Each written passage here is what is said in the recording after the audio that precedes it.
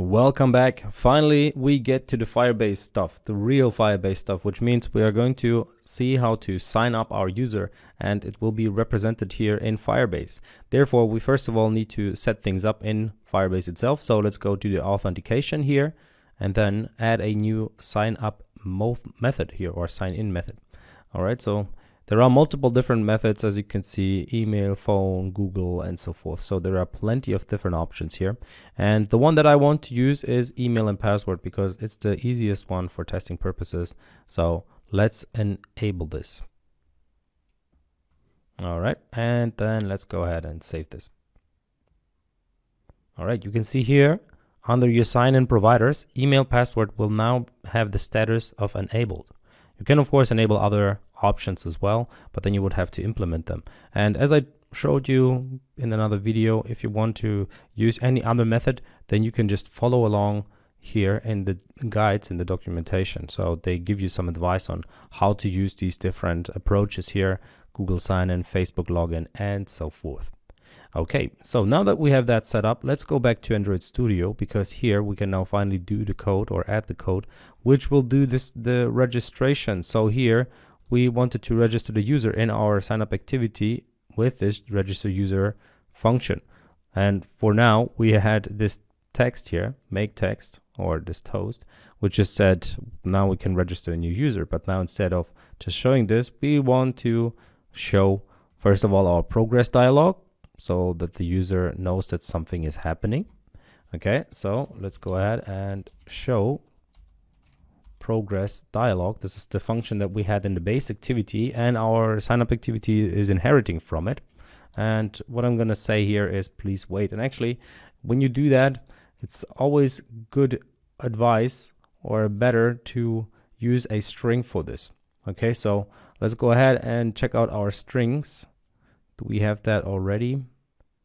So here under resources, values, strings, we had this please wait. Yeah, let's use this please wait, because otherwise, if you want to create this app multi-language, then you will run into errors. So how do we get the string? Well, we use r.string.pleasewait. Okay, so by this, it will automatically show this string here, or it will pass this string in, but it's under resources,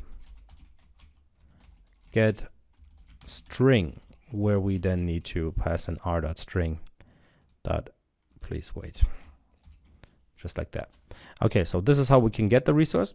We pass it now, and now that we let the user know that he has to wait, we can finally do the Firebase stuff. So let's go ahead and do that. Firebase auth, get instance, and then create user with email and password. All right, so that's what we want to do. We want to create the user with an email and a password. Now, if we want to do that, we of course need to pass in the email and the password. So let's do that.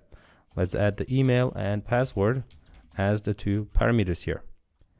Okay, and then you see we have a huge connection here, so stuff is connected. So first of all, we get the Firebase authentication or class, then we get the instance method here, or we use it, then we use the create user with email password method on top of that, and then we can have another method that we use on top of that. And you can see there are multiple different options here. So the one that I want to use is the add on complete listener, add on, and you can see here there are another set of add-ons here: add-on, success listener, failure listener, complete listener, and so forth, canceled listener. So I want to use the complete listener. So add-on complete listener, and inside of that I can now go ahead and run a task. So I'm gonna pass in a whole code block here with a task. So you can see IT task. So task is gonna be, first of all, run hide progress dialog. So if it was successful, you don't need to show the progress dialog anymore. And you can check if the task is successful itself.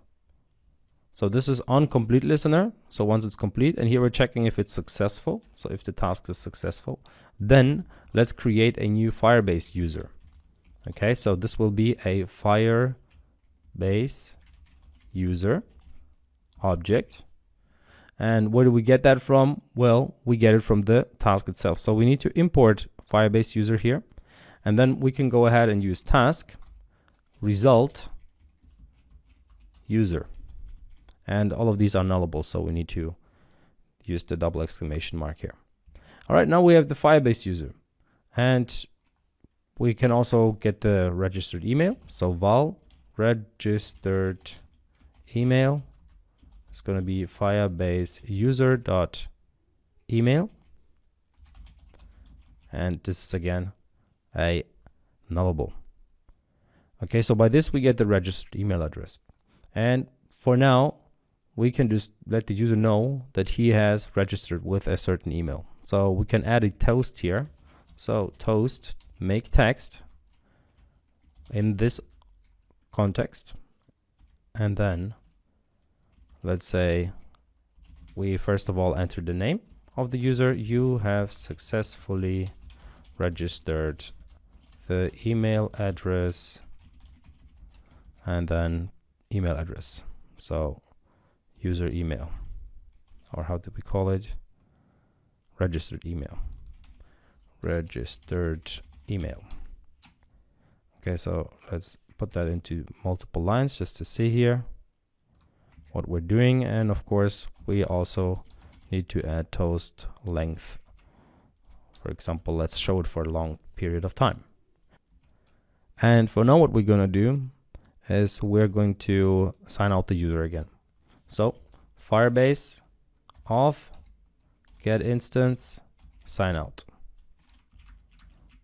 So just because we don't have anything to do with him yet, but in the future we will of course do something else. So for now, let's sign him out and close this activity once we have successfully registered the user. All right, and then we have this if task was successful. Now let's say the task was not successful. So what do we want to do if it wasn't successful? Well, I'm just gonna display the error message. So toast make text, and here in this context write the task exception message for a long, or let's say short time this time, length short dot show. All right, so this is going to be our add-on complete listener. And here of course it's complaining because I have these unnecessary parentheses. So let's get rid of them, those brackets. All right, so now we have our add-on complete listener. At this point, we should be able to test our application and see if we can actually register a user or not. All right, so let's run our application. And by the way, if that works, then in users, so here we should find a new user. So it will create a new user entry here, and we can use or create users manually here as well. So that is something that you can do directly in Firebase. If you, for example, just want to test the sign in functionality, and let's say you have an app where only you as an admin can create users, no one can create a new account, you have to create the account, then you could develop an app like that where you just create the users manually in here, and the user can of course log in, but he cannot create a new account in the app. So that is of course also an option, depends on the use case that you have, or on the use case of the customer that comes to you and wants an app. Okay, so there we are, our beautiful sign up screen is there, and I think it is fully loaded, right? Yeah, no, it's still running. Okay, let's just give it some more time. That's important that it's fully done, so that you only test it once it has the latest version which contains all of this code on the device. All right, once it's all done, let's see what we get there. So let's say my name is Dennis. My email is dennis@gmail.com, and my password is super secure. So let's sign up. Please wait. A network error such as timeout interrupted. Okay, that's very nice. Let's try again. All right, so yeah, I tried it once again and again, and then at one point it worked. So it seems like my connection on the phone didn't work or something like that. So I registered the user once I pressed it again. So let's reload the page and you can see the user exists. So let's try it again with another account. So sign up, still Dennis, this time Dennis at yahoo.com or whatever, yahoo.com, and same password, super secure. So let's sign up again, please wait. And you have successfully registered the email address dennis at yahoo.com. All right, so that worked. So now let's refresh the page here and we can see we have the new user. Okay, so at this point, you can create the user, you can see when it was created, and you can see that each user gets a UID. So this is a user UID, so UUID. If you see that ever, then you know what it is. It's a user unique identification.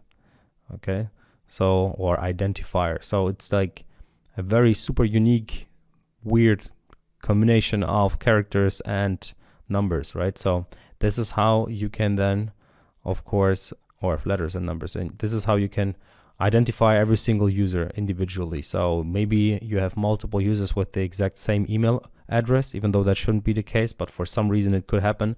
Then you still have the UID or UUID in order to find the user individually, or the individual users.